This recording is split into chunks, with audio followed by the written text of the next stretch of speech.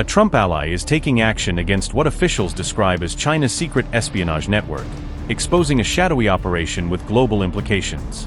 A China-linked spy ring allegedly used fake accounts to target Taiwan's elite, raising concerns over how far the operation may have reached. Taipei has uncovered a massive scheme involving hijacked messaging accounts, revealing a sophisticated effort to infiltrate and monitor key individuals. Fake journalists, stolen accounts, and hidden digital tactics. This is how China-linked hackers allegedly built a secret network to track their targets. Now exposed, who helped China's cyber forces carry out these surveillance operations, and how deep does the network really go? Tensions between China and Taiwan are escalating after Taipei announced its latest investigation into what it described as a China-linked espionage operation targeting individuals and organizations through cyber means. Taiwan has charged 2 businessmen for allegedly assisting a China-linked cyber espionage operation, accusing them of playing a role in a network that sought to compromise sensitive information from targeted individuals. The 2 executives were charged under Taiwan's Personal Data Protection Act and other relevant laws, as authorities continued their investigation into the alleged misuse of personal information and digital accounts. Taiwan's Ministry of Justice Investigation Bureau said the suspects collected and leased line messaging accounts to hackers, who allegedly used them as part of a broader cyber operation. According to Taiwanese investigators, the accounts were allegedly used to target politicians, academics, journalists, and civil society groups in an attempt to gain access to sensitive communications and personal data. Taiwan said the operation involved impersonating international journalists as part of a social engineering campaign designed to build trust and deceive potential victims. Investigators alleged that the suspects posed as reporters seeking interviews or article contributions, using professional-looking approaches to convince targets to engage with them online. Authorities said the ultimate goal of the operation was to deploy malware and compromise victims' computers, allowing attackers to potentially access private information and digital systems. Taiwan alleged that the hackers used fake encrypted communication software disguised as secure messaging applications to infect devices and trick users into installing malicious programs. The malware was reportedly designed to resemble legitimate security-focused communication tools, making it easier to deceive targets into downloading the software without realizing the risks. Taiwan said journalists were among those targeted because many rely on encrypted communication platforms to protect confidential sources, making their accounts valuable targets for cyber operations. Taiwan's Investigation Bureau said the suspects operated a firm that supplied line accounts to Chinese operators, allegedly providing the digital resources needed to carry out the hacking campaign. The company was accused of collecting messaging accounts registered with Taiwanese mobile phone numbers, which investigators said were later used in the alleged cyber activities. Authorities said these accounts were rented to Xiamen Empress Information Technology for around 1,100 yuan each, creating a channel through which the accounts could allegedly reach Chinese-linked operators. Taiwan claims the Chinese company involved in the operation has links to the Communist Party cyber forces, though Beijing has not accepted these allegations. China has repeatedly denied conducting cyber espionage operations against foreign governments, organizations, or civil society groups, rejecting accusations that it sponsors such activities. Taipei's latest legal action comes as Taiwan continues to warn about potential war and growing digital threats from Beijing, including alleged cyber attacks aimed at weakening the island's security and democratic institutions.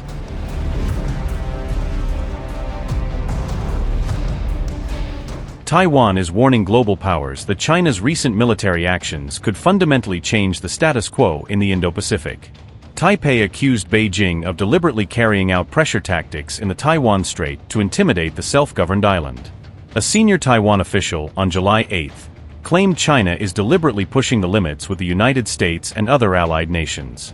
However, China, on July 7, insisted its Pacific missile launch was nothing more than a routine military training exercise. If an authoritarian country does not change the status quo through a one-off military action, but instead advances a little bit each day, increasing Coast Guard activity today, expanding military exercises tomorrow, conducting so-called law enforcement inspections of merchant vessels the day after, and then, in the next step, interfering with our undersea cables, the international shipping order or information systems, then we have to ask from which day can we say that the status quo has already been changed.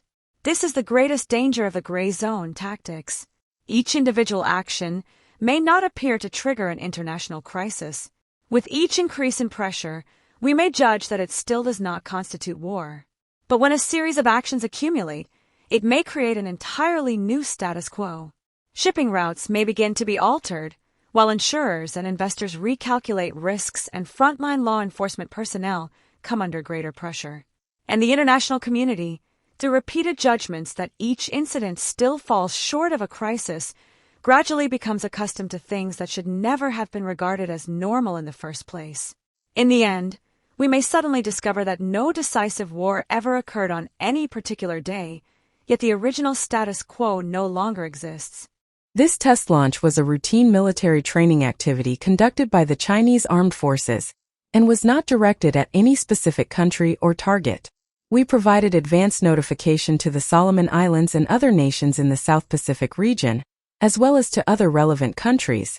The activity was in accordance with international law and international practice. I wish to emphasize that China is committed to a path of peaceful development and a nuclear strategy of self-defense, and consistently maintains its nuclear forces at the minimum level required for national security. There is no need for relevant countries to overinterpret this. Diaoyudao and its affiliated islands are China's inherent territory. The operations of Chinese scientific research vessels in the waters surrounding the islands fall within the scope of China's sovereign rights. They are legitimate, lawful, and beyond reproach. China firmly opposes Japan's interference with these legitimate operations and has lodged solemn representations with the Japanese side.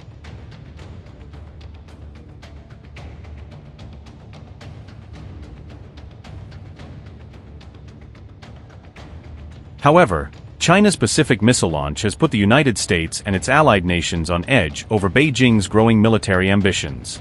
Analysts said the launch appeared to be aimed more at deterrence than at testing a new generation of missile technology.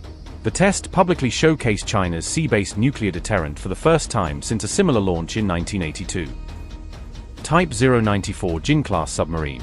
Class, a nuclear-powered ballistic missile submarine, SSBN, built to provide China with a continuous sea-based nuclear strike capability. Displacement, estimated to displace around 11,000 tons while submerged, making it one of the largest vessels in the PLA Navy submarine fleet. Crew, operated by an estimated crew of 130 to 140 personnel, responsible for navigation, combat operations, and strategic missile systems. Strategic role, forms the backbone of China's sea-based nuclear deterrent, supporting Beijing's second strike capability as part of its expanding nuclear triad. Estimated range, more than 10,000 kilometers, giving the missile the reach to engage targets across intercontinental distances. Mission, designed to carry out long-range intercontinental nuclear strike missions as a key component of China's sea-based nuclear deterrent. Reach, reportedly capable of reaching the US mainland from launch positions in Chinese waters, reducing the need for submarines to sail into the open Pacific. Significance, represents China's newest generation of submarine-launched ballistic missiles, significantly strengthening the credibility and survivability of its sea-based nuclear deterrent. The launch marked another significant step in Beijing's effort to build a fully operational and survivable nuclear triad. Zhao Tong said, and I quote, "This missile test appears to have been intended more for strategic signaling than for technical experimentation or operational development. Although China has long been understood to possess this capability, this marks its first public demonstration." Unquote. The United States said it tracked the missile test and again raised concerns about China's expanding nuclear capabilities. Washington described China's rapid and opaque expansion of its nuclear forces as an issue of growing global concern. China's nuclear triad. Land, intercontinental ballistic missiles capable of delivering long-range nuclear strikes against strategic targets across continents. Sea, ballistic missile submarines armed with JL-series submarine-launched ballistic missiles, providing a survivable sea-based nuclear deterrent. Nuclear-capable bombers equipped to carry air-launched ballistic missiles, adding flexibility to China's strategic strike options.